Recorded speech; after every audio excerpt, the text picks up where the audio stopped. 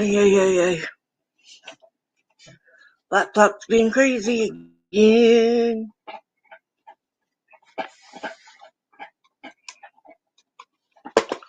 Come on.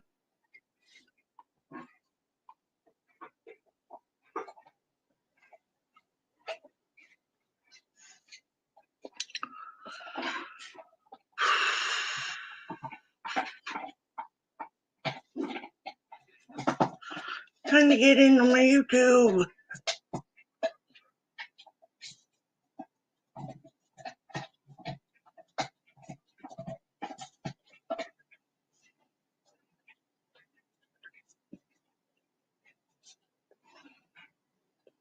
Hello. Can you hear me and see me okay?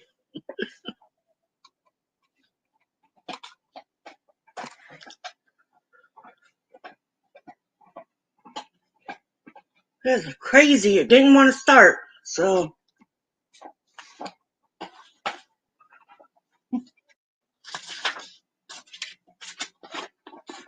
Let's see. People come in.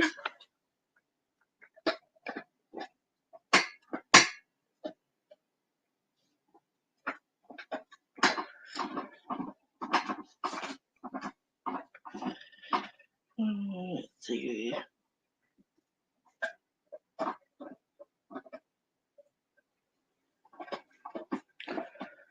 Alrighty. So you can see me and hear me? Cool.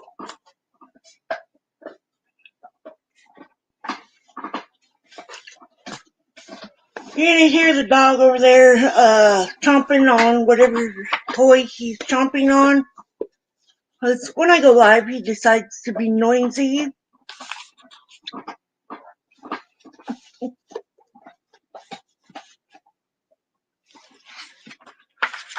So it's Saturday evening, which means it's AA day.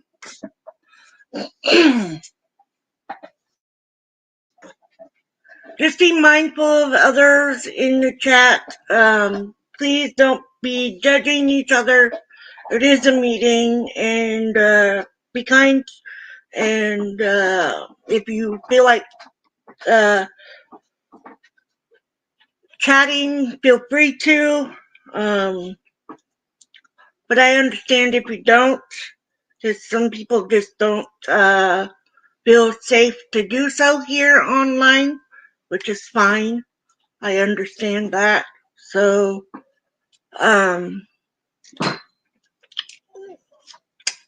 anyways, I'm Sandra, and I'm an alcoholic.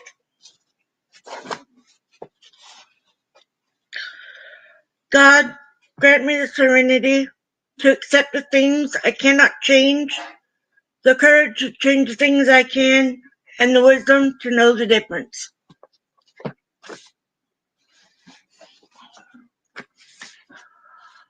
One, we admitted we are powerless over alcohol, that our lives had become unmanageable. 2, came to believe that a power greater than ourselves could restore us to sanity. 3, made a decision to turn our will and our lives over to the care of God as we understood Him. 4, made a searching and fearless moral inventory of ourselves. 5. Admit it to God, to ourselves, and to another human being the exact nature of our wrongs. 6. We're entirely ready to have God remove all these defective characters. 7. Humbly ask Him to remove our shortcomings. 8. Made a list of all persons we had harmed, they become willing to make amends to them all. 9. May direct amends to such people wherever possible, except when to do so would injure them or others.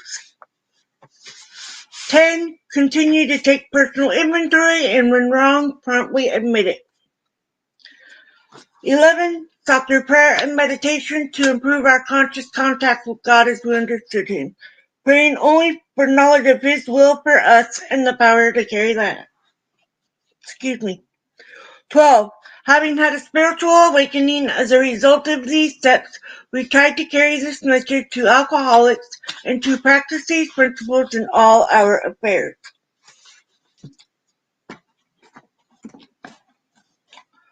I always put in the description what book we're reading and the page we're reading. So if it says Big Blue Book, that's this one. It is Alcoholics Anonymous 4th edition that I have. If you have a different edition, it might be on a different page. So I always put in there what we're reading. And we're on Flooded with Feeling on page 369.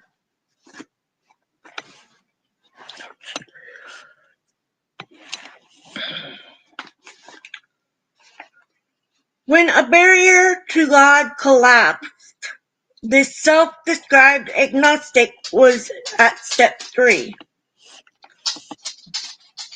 When I first came to AA, I thought everyone had drunk more than I had, that everybody had gotten into more trouble, but I kept coming to meetings, and after a while I began to hear the beginnings of their stories. I came to realize that I was on the same road, I just hadn't gone as far yet. I had my first drink in my senior year of high school. That first night, I slipped out of the window so my parents wouldn't hear me leave. There were 4 of us, and we only brought 4 bottles of homebrew. I never made that mistake again. The next week, a bunch of us went camping, and we brought cases of beer. We finished it all. The others drank a lot too, but I was the one who woke up in the middle of the night and started wandering around the countryside by the light of the moon. I was the one who walked for miles searching for something. I now know what I was looking for. Unlike the rest of them, I wanted another drink. I had a great time that summer between high school and college. It revolved around drinking and football, drinking and hunting, drinking and playing pool, drinking and driving. Nothing really bad happened, but it could have. I nearly got arrested. A friend just missed being shot. The car I was riding in stopped just before it crashed. I don't think most moderate social drinkers remember so clearly the night they had their first drink. I'm sure that very few of them make that day into an annual celebration by getting as drunk as possible. I was in my second year of drinking that I started saying that if you can If you can still feel your face, you're not drunk enough. In my third year, I drank homemade peach wine, and when it was gone, I had some whiskey. That night, I vomited in a blackout. Soon, I found that I didn't get as sick on vodka. Drinking vodka was like something out of a science fiction. I could be someplace one moment and instantly transport to somewhere else the next. I could never seem to find that happy balance. I remember going to a party. I started drinking and suddenly I could talk to anybody. I was having a lot of fun, but I kept on drinking. Soon I could barely walk. A friend drove me home that night, but I sometimes drove a car when I was too drunk to walk. I became a teacher and didn't drink too often for a while. When I did drink, I almost always got drunk. The teachers would get together a couple times a year for a poker party. I usually didn't drink anything. One time I did, and I made a fool of myself. I decided that drinking just wasn't fun anymore. I quit.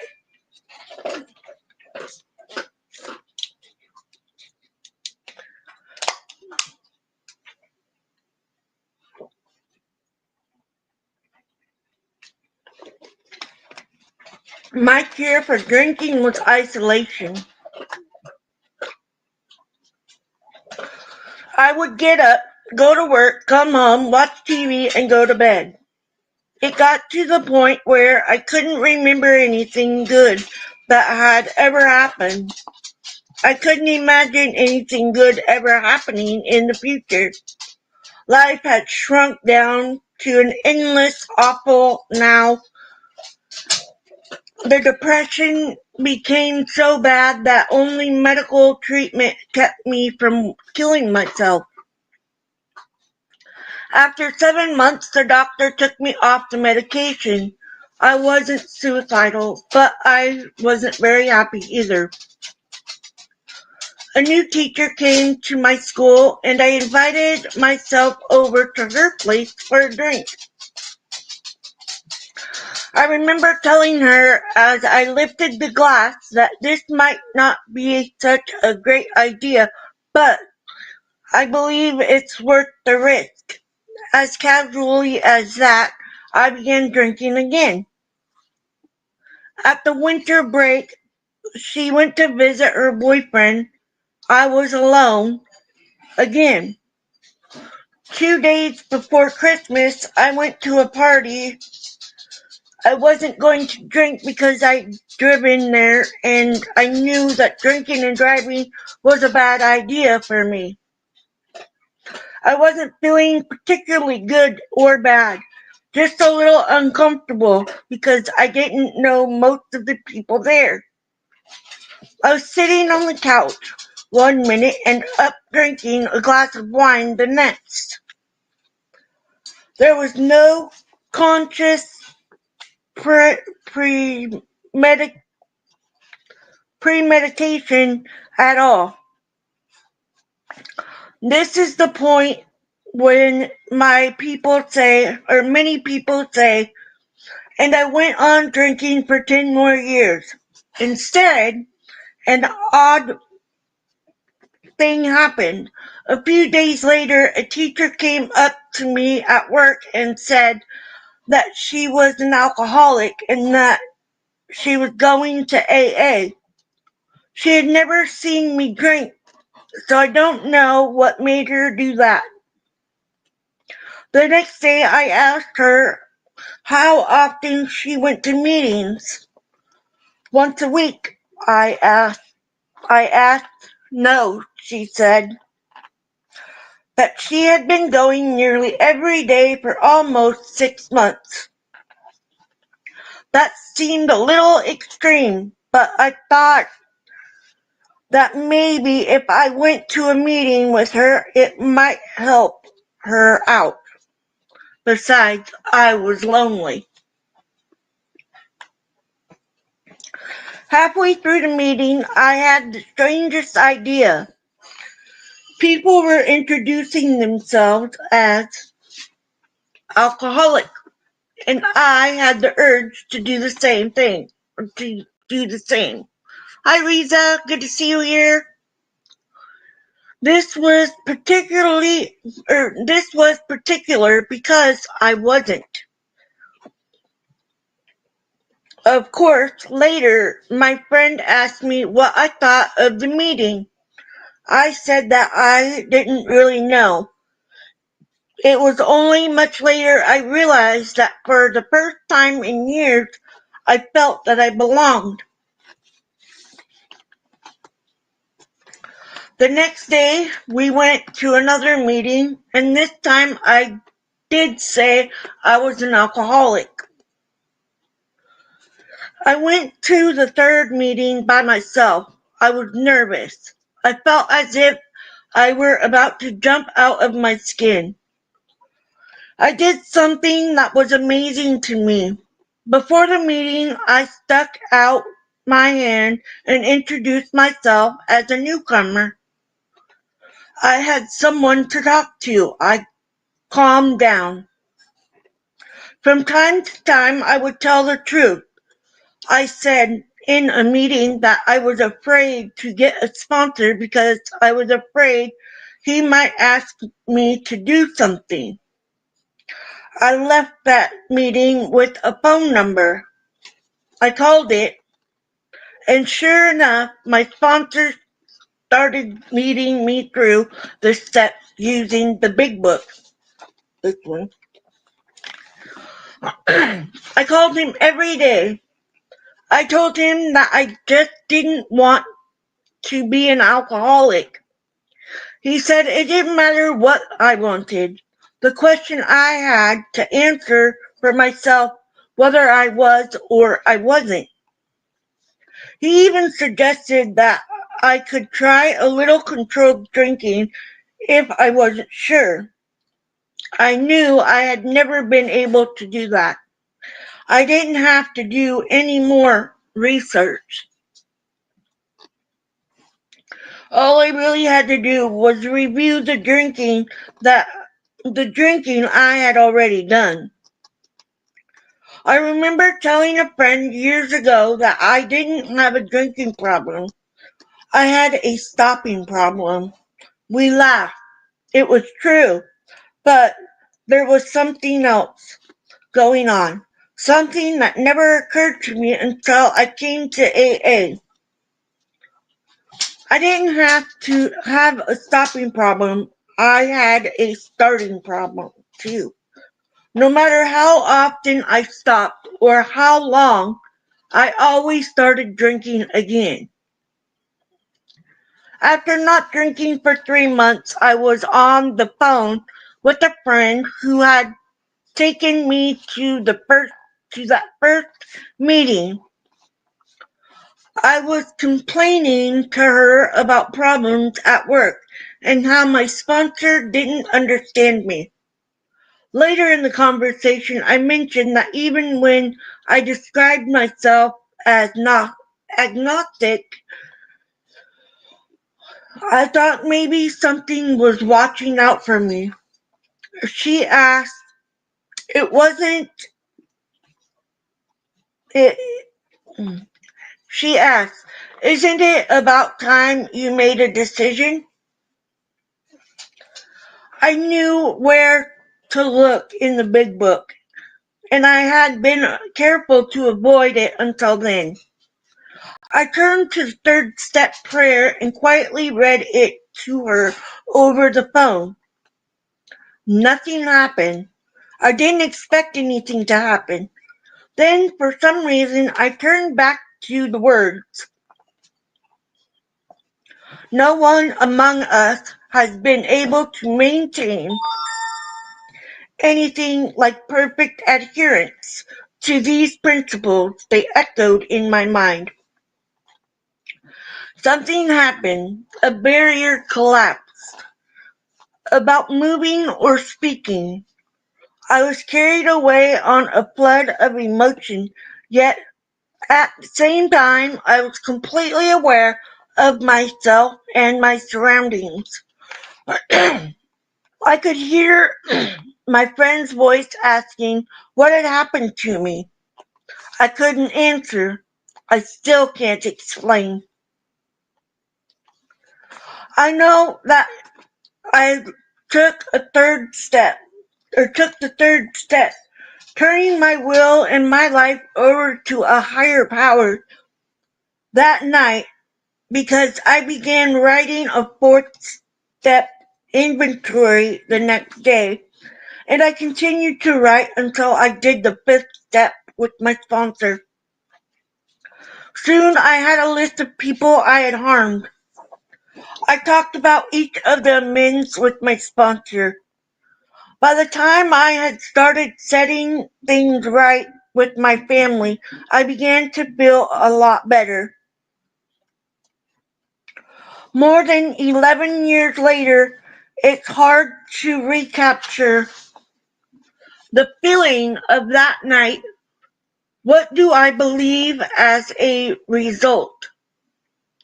I can say that doubting God's existence was no barrier at all to a spiritual experience.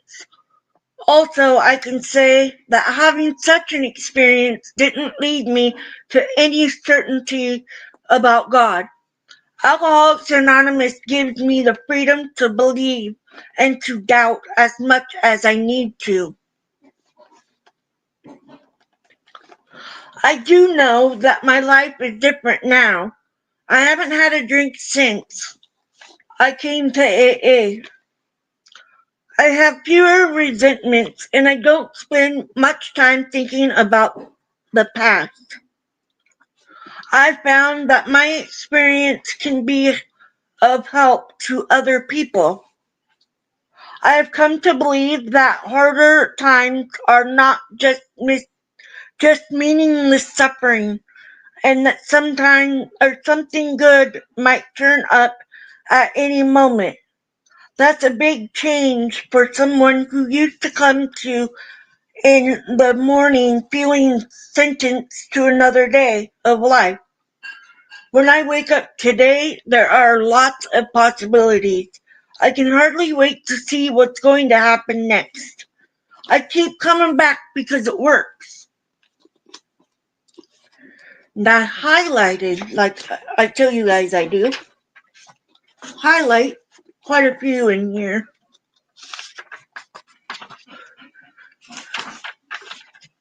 So first thing I highlighted was I started drinking and suddenly I could talk to anybody. I was having a lot of fun, but I kept on drinking. That was my problem. Even when I was a teenager, I have to say.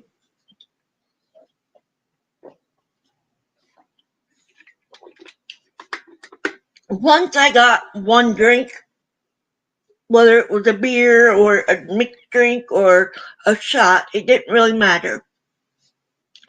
Once I had one, I could not stop. I would keep going and going and going and going and going. Because when I drank, it gave me confidence. Bad way to get confidence for sure. But I could be the outward me instead of the introvert me.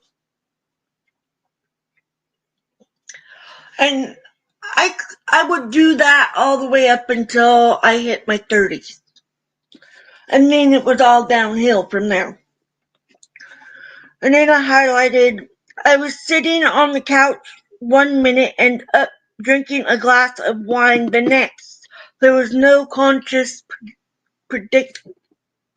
premeditation at all.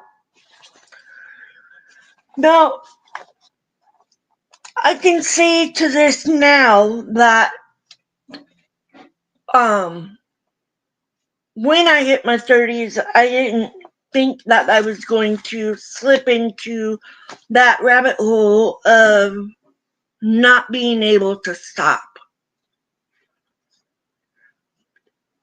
Because I had always known that I had alcoholics in my family and that I could become alcoholic. By the way, it's not my family's fault. It was my fault in my choosing to become that alcoholic. But I quit drinking before, and then I found myself in a predicament. Yeah, I put myself in that predicament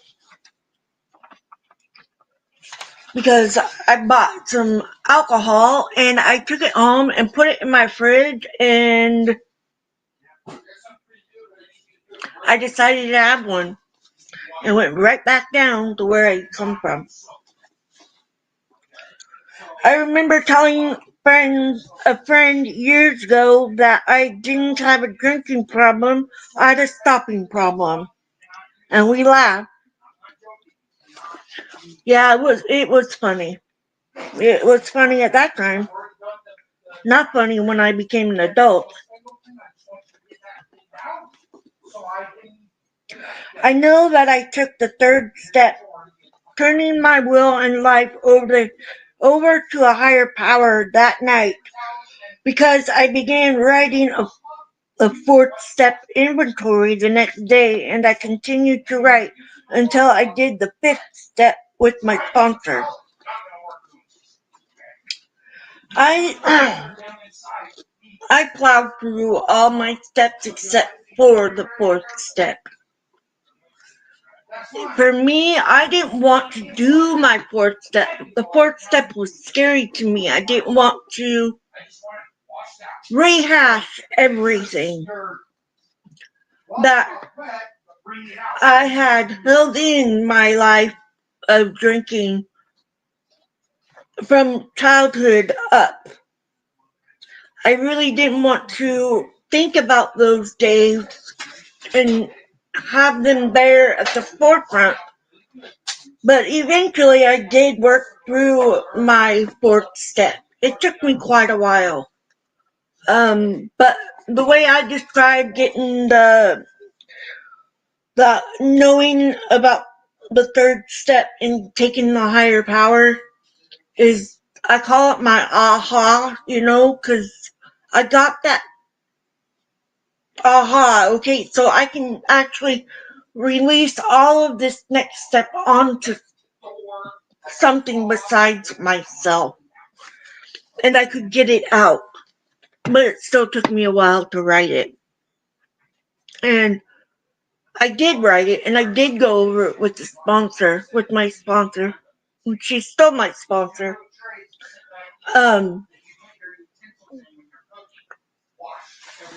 So we went over that, and what I did after that was I held on to it for a little while before I let her read it.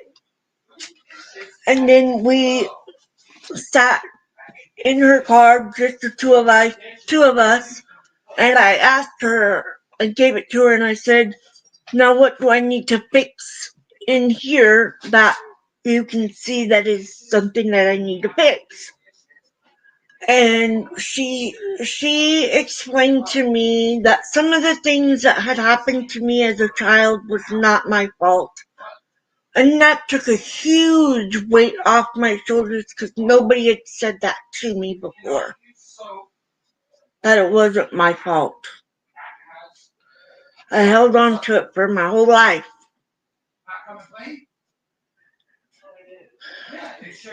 And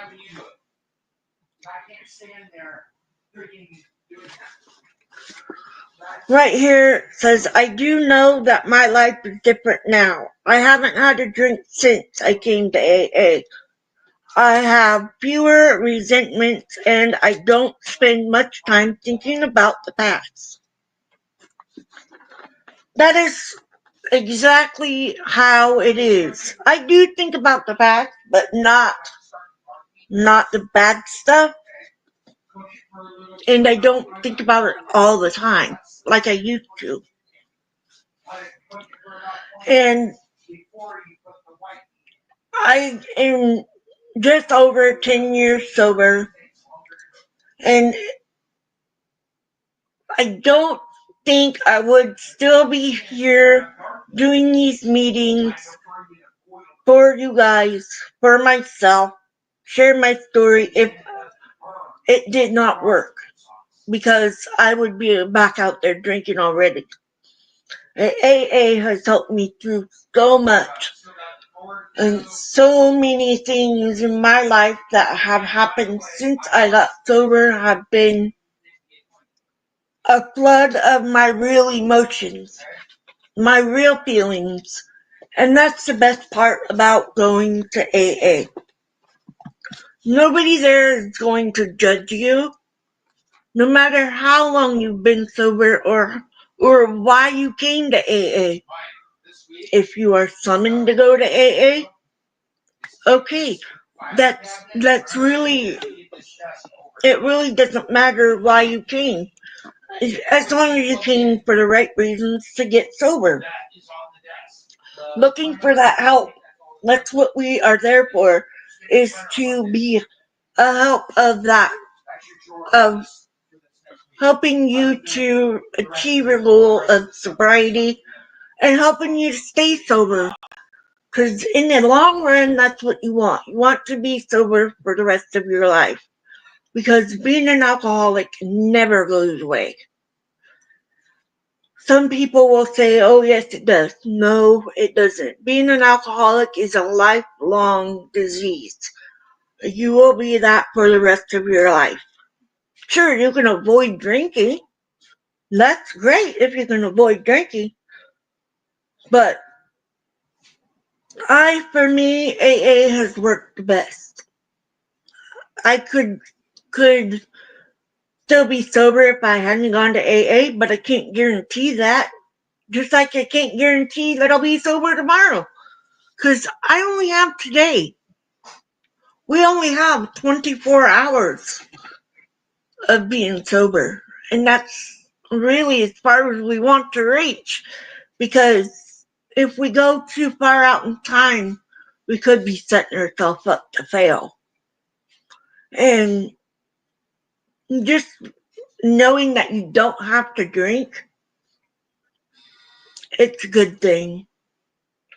Like I said, I've had so many good things that I've seen with sober eyes. I've had my real feelings being sober. It's not the flipping of moods like when I was drinking, because when I was drinking, I'd go through the mood like the snap of a finger, and that was never fun. I definitely don't miss calling people and not knowing what I said. So I mean, I'm glad I found AA and that I've been able to share my story with others and being able to help others to achieve sobriety and to achieve staying sober and working their program and doing their steps. And I may not be your sponsee, but I know that you will find your sponsor when you're ready to, and you will find the higher power when you're ready to. Nobody can tell you that you have to. Um, it's up to you. You, and just the same as we can't tell you you have to.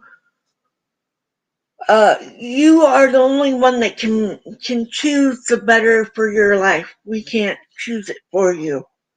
So just know that there's always hope everywhere. Everywhere. Hello, Ash. Thank you for coming. I saw you here, Ava. Thank you. But yeah, I'm more than proud to sit here and say I'm a recovering alcoholic, because I'm not out there drinking anymore, and I'm I'm able to remember everything that I've done the day before and that night, you know. I don't have to worry about what I said to who or where how I got somewhere, you know. I don't miss those days. And not every day for me is good, but being sober is the best. For sure the best. And if anybody has questions, I have time to answer them. While you're at it, I know I got a question in my comments, but I won't say any names. But I'm gonna read the comment just to, well, I'll read some of it maybe. But anyways, I got a comment in my videos, and simply says, "Hey, hi, I listened to your story and I'm glad you know yourself better today. When you spoke on plans not going as planned, it reminded it to me of one of my favorite lines from a Thomas Rhett song. You make your plans, then you hear God laughing,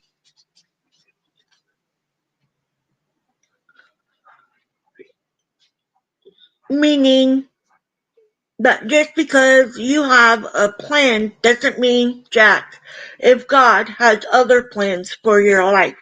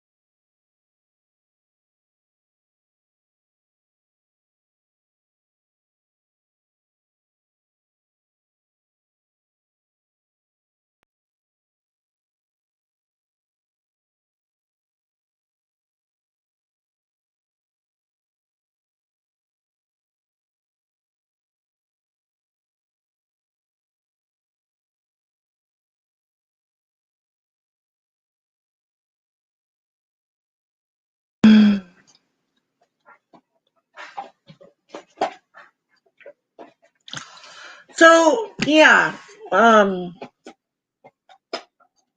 know for me, the hard part was saying that I admitted that I was powerless over the alcohol, but also my hardest part of my coming to terms and not drinking anymore and such was step 4. That was really, really hard for me. But here we are, sober, happy, free, living life on life's terms, not my own. Everything has a purpose and everything happens for a reason. And I'm going to go ahead and read the daily reflection. It's an app that I got on Google. Google Play. Everybody has it. I don't know. Anyway, February 8th. Convincing Mr. Hyde. Even then, as we hew away, peace and joy may still elude us. That's the place so many of us AA oldsters have come to, and it's a hell of a spot. Literally, how shall our unconscious, from which so many of our fears, compulsions, and phony aspirations still stream, be brought into line with what we actually believe, know, and want? How to convince our dumb, raging, and hidden Mr. Hyde become our main task.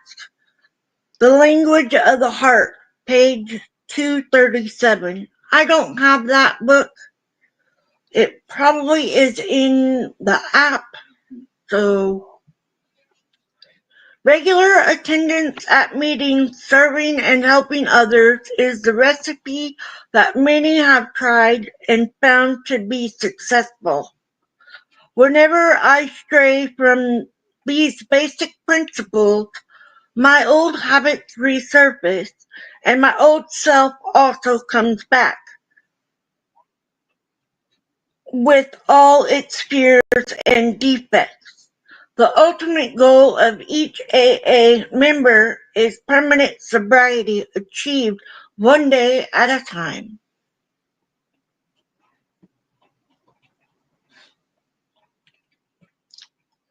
So there you go. That's our meeting for today. And I hope you guys had a wonderful day and have a wonderful night. And let's go ahead and say the Serenity Prayer, and I will see you guys on Tuesday morning at 11 a.m. Pacific Standard Time. And I do upload other videos also, so be watching for those. Like, share, comment, and subscribe. Love you guys. God, grant me the serenity to accept the things I cannot change, the courage to change the things I can, and wisdom to know the difference. Love you guys. Be safe out there. Be kind.